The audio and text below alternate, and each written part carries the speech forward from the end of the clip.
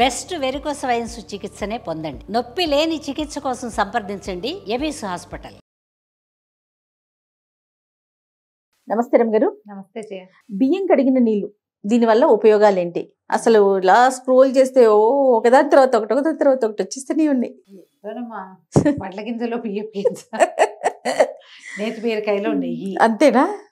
ఏదైనా జయ. ఇప్పుడు నువ్వు స్క్రోల్ చేసావు, చూసావు, వాళ్ళు ఎవరు రైస్ వాటర్ థెరపీ రెసిపీ ఏదో చెప్పారు. అవునవును. నీకు ఉద్రేకం వస్తుంది. ఏం చేస్తావు నువ్వు? బియ్యం నానబెట్టి అందులో 4 అవసరం లేకపోయినా రాత్రికి నానబెట్టేస్తావు, రేపు పొద్దున్న రుబ్బేసి రాసేసుకుంటావు. మిగిలిన ఫ్రిడ్జ్ లో పెట్టావనుకో 2 రోజులు వాడతావు ఉంది కాబట్టి. 3వ రోజు పొద్దున నీకేదో ఫోన్ వస్తుంది, నువ్వు అటు ఇటు చూస్తావు, తొందరగా స్నానం చేసేయాలి, రాసుకోవాల్సింది మర్చిపోతావు. 2 రోజుల తర్వాత అది ఇంకా కొంచెం ఉంది, అది గుర్తొస్తుంది. 4 రోజులు ఏం చేసి ఇది మంచిది కాదేమో ఫ్రిడ్జ్లో ఉంటే అని దాన్ని దిబల కొడతావు.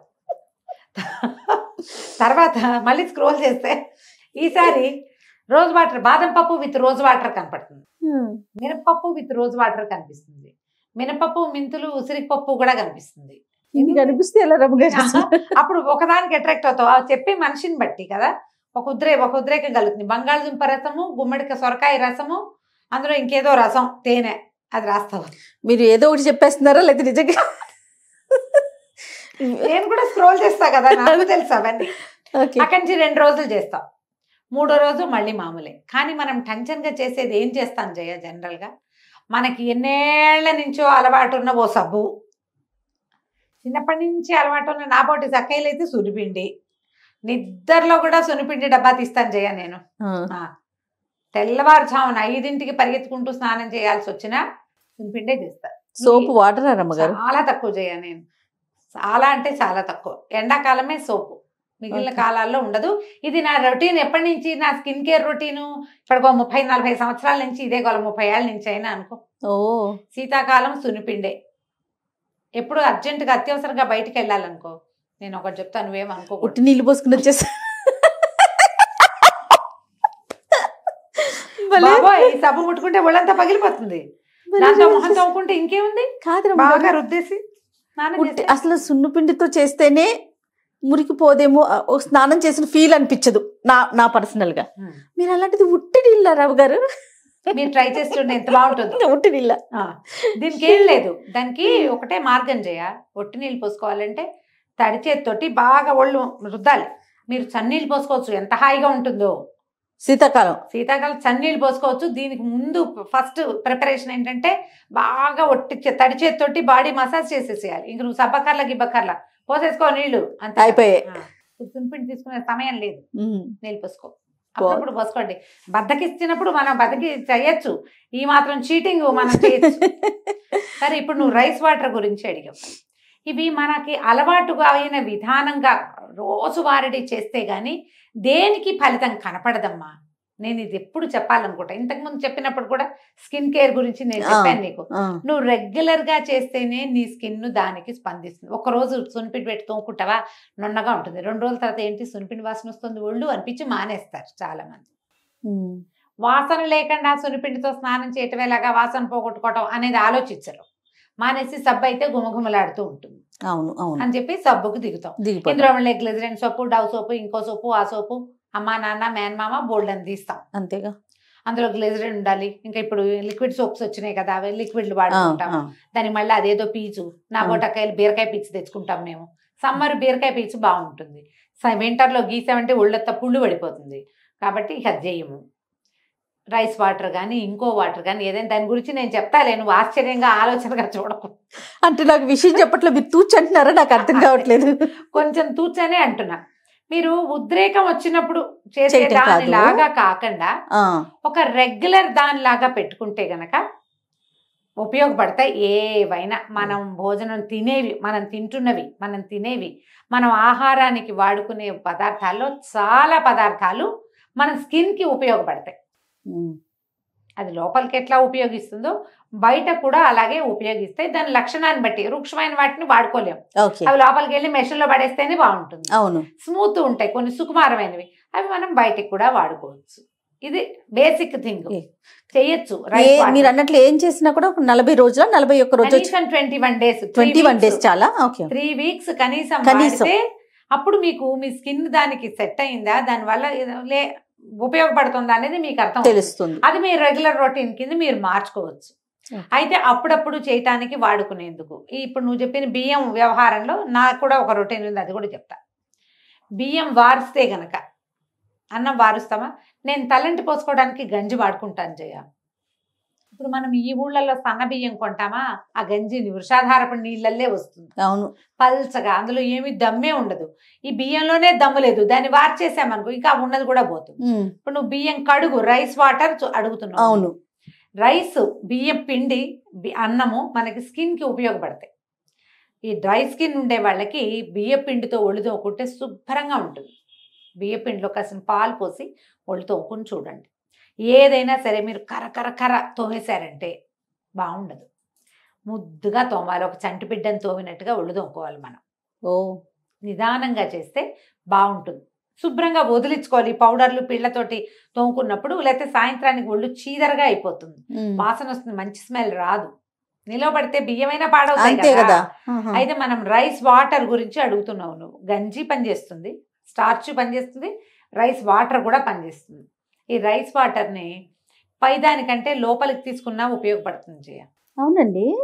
ఈ మన రెగ్యులర్గా మనం కొనుక్కునే సన్న బియ్యం కాకుండా మీ దగ్గర ఒక పట్టు బియ్యం బ్రౌన్ రైస్ ఉన్నా, ఈ దంపుడు బియ్యం ఉన్నా, వాటిని ఏం చేయాలి, ముందు ఒకసారి మంచినీళ్ళతో ఒకసారి కడిగేసేయి. ఫస్ట్ టైం కడిగి తర్వాత ఆ బియ్యంలో మంచినీళ్ళే కాసిన పోసి కడగద్దు, ఒక్క పక్కన పెట్టండి. ఒక పావు గంట 10 నిమిషాల పాటు ఒక్కసారి చేతితో కలిపి చేతులు శుభ్రంగా ఉంచుకోండి. మీ చేతులకి మాయిశ్చరైజర్లు, క్రీములు లేకుండా, చెదారం ఏం లేకుండా చేతులు శుభ్రం కడుక్కుని బియ్యం బాగా నలిపేసి ఆ నీటిని, రెండోసారి వార్చే నీటిని మనం ఏదైనా ఒక గ్లాస్లో పట్టి తాగొచ్చు మీరు. ఓకే. ఏ విటమిన్ ఏదో డెఫిషియన్సీ ఉన్న వాళ్ళకి ఇచ్చేవాళ్ళు, B12 డెఫిషియన్సీ ఉన్నా కూడా ఇచ్చేవాళ్ళు. చిన్నప్పుడు ఇవి తాగడానికి ఇవ్వటం చాలా సహజమైనది. కుడి తింటాం, బియ్యం కడుగుని కుడితి, దాని పేరు అదే. కుడి తాగినట్టు తాగటం అంటారా? ఇప్పుడు ఏమిటి కుడి తాగటం, గొడ్లు కుడి తాగినట్టు అని అంటలేదే మన సామెతలో, మనమే తాగినట్టు. చాలా హెల్త్ కేర్ కి, అంటే స్కిన్ కేర్ కి, హెల్త్ కేర్ కి ఉపయోగపడుతుంది. నిజమేనమ్మ గారు, డెఫినెట్ గా, అందులో ఏ అనుమానము లేదు. మీరు కుడితన్నాక నాకు స్ట్రైక్ అయింది కదా. మనం గొడ్లకి పెడతాం ఊళ్ళో, మనం కూడా తాగచ్చమ్మా. మనమేమి ఇన్ని బియ్యం ఏమిటి, ఒక గ్లాస్ బియ్యం 2 గ్లాసులు వండుకుంటాం. ఇప్పుడు అంతేగా, ఒక అంత గ్లాసెడ్ నీళ్ళు వస్తాయి, చిక్కగా ఉంటాయి. అలా తాగలేమనిపిస్తే బియ్యం వాసన వస్తుంది, ఒక చిటికెడు ఉప్పేసుకోండి, తాగండి. ఇది మా చిన్నప్పుడు నాకు తెలిసిన వైద్యం. వైట్ డిశ్చార్జ్ అయ్యే పిల్లలకి ఇచ్చేవాళ్ళు. వైట్ డిశ్చార్జ్ తగ్గుతుంది అనేది చెప్పేవాళ్ళు. ఓకే ఓకే, మీ ఇష్టం. ఇప్పుడు వాళ్ళందరూ బోల్డని చెప్తుంటే చూస్తున్నారు కదా, నేను చెప్పింది కూడా అలాగే చూడండి, ట్రై చేసి చూడండి. 21 రోజులు మీకు డిఫరెన్స్ తెలుస్తుంది. ఒంటి మీద చిన్న పొన్న మచ్చలు వచ్చేవాళ్ళు, శోభి మచ్చలు అనేవాళ్ళు, మొహం మీద తెల్ల తెల్ల వస్తూ ఉంటాయి. పెద్ద రకం విటిలిగో లాంటిది కాదు, శోభి మచ్చలని, ఒక B12 డెఫిషియన్సీతో మచ్చలు వచ్చేవి. అవును, దానికి పనిచేస్తుంది. దానికి చాలా బాగా పనిచేస్తుంది. మనకి రంప దీంట్లో ఏవో బోల్డన్ ఉన్నాయని చెప్పేవాళ్ళం, మా పేర్లు నాకు గుర్తు రావటం లేదు. విటమిన్లు అవి ఇవి తౌడులో. అందుకని మనం ఈ సన్న బియ్యం కాదు, ఆ బ్రౌన్ రైస్ తినండి అని చెప్తున్నారు కదా. అవునవునవును. అయిందా? ఈ రైస్ వాటర్ని మీరు ఇంకోలా వాడుకోవచ్చు. షాంపూ చేసుకున్నాక లేదా కుక్కుడుకాయతో రుద్దుకున్నాక ఈ రైస్ వాటర్ తోటి తల తడిపి ఒక 5 నిమిషాలు మన మాయిశ్చరైజర్ కదా ఇది పెట్టుకుంటాం కదా, కండిషనర్ చేస్తాం, నెత్తి మీద పట్టించి కాసేపు అలా ఉంచి తర్వాత వాష్ చేసుకుంటామా. బియ్యం కడుగుని కూడా మీరు అలాగా వాడుకోవచ్చు కండిషనర్ గా. దాన్ని స్ప్రే బాటిల్లో పోసి స్ప్రే చేసుకోవచ్చు. ఆరిపోతే బాగానే ఉంటుంది, ఏమి జిడ్డుగా బంకలాగా ఏముండదు. ఇప్పుడు అంతా ఇవి చేస్తున్నారు కదా, మన మాస్కులు కాదు, స్ప్రేలు, హెయిర్ స్ప్రేస్, అదేవో ఇవి ఉంటాయి రూట్స్, రోజ్మేరీ వాటర్ ఎట్లా స్ప్రే చేసుకుంటున్నారో మీరు బియ్యం కడుగును కూడా అలాగే స్ప్రే చేసుకోవచ్చు. ఓకే ఓకే, మీ హెయిర్ కేర్ రొటీన్ కింద ఉంచుకోండి దాన్ని. సూపర్, బ్రహ్మాండంగా పనిచేస్తుంది. జుట్టు ఎంత మెరుస్తుందో జయ, కెరటిన్ ట్రీట్మెంట్ చేసినట్టు ఉంటుంది. ఇది కష్టమైన పని కాదు, కానీ వీటికి ఏమంటారంటే రొటీన్ ఉండదు జయ, రోజు చెయ్యం మనం. అది నిజమండి. మీరు ఎవరైనా కాదండి నేను బ్రహ్మాండంగా చేసిన 21 రోజులు అని చెప్పండి చూద్దాం, 10 కామెంట్లు కూడా రావమ్మా. చేయలేరు, ఏవో వస్తాయి రకరకాల పనులు. రోజువారీ స్నానం నేను చెప్పాక ఓ చెంబు నీళ్ళు దెమ్మరించుకుని రావటం జరుగుతూ ఉంటాయి. కానీ దీన్ని అలవాటు చేసుకుంటే ఇది చాలా బాగా ఉపయోగపడుతుంది. బియ్యం కడుగు హెయిర్ కి మీరు లోపల తీసుకోవచ్చు. తర్వాత ఒళ్ళు తోముకునేటప్పుడు కూడా, అంటే స్నానం చేసేటప్పుడు కూడా మీరు మొదట ఆ నీళ్లు ఒంటి మీద పోసుకుని వాటితోటి తోముకోండి ఒళ్ళు, ఆ నీళ్లతోటి. తర్వాత వాటర్ వాష్ చేయండి, బ్రహ్మాండంగా ఉంటుంది. అలా మీరు బియ్యం స్టార్చ్ని కూడా, గంజిని కూడా వాడుకోవచ్చు. బియ్యపు గంజి తలకి పెట్టేసుకుని ఒక అరగంట ఉండి, తలలోకి రాసేసుకుని ఒక అరగంట ఉండి వాష్ చేసుకోండి. ఎంత మెరుపుగా ఉంటుందో తల. బియ్యపు గంజి లోపల తీసుకుంటే ఉపయోగాలు నేను చెప్పక్కర్లా, బలం కదా. నేను బియ్యపు గంజి బాగా ఇష్టం చేయాలి నాకు. కానీ ఒక 10-15 రోజుల తర్వాత నేను ఏమైనా వెయిట్ పెరిగానా అనిపిస్తుంది, బుగ్గలు వచ్చిన ఫీలింగ్ వస్తుంది నాకు. గంజి వారిస్తే మాత్రం పారబోయాను నేను.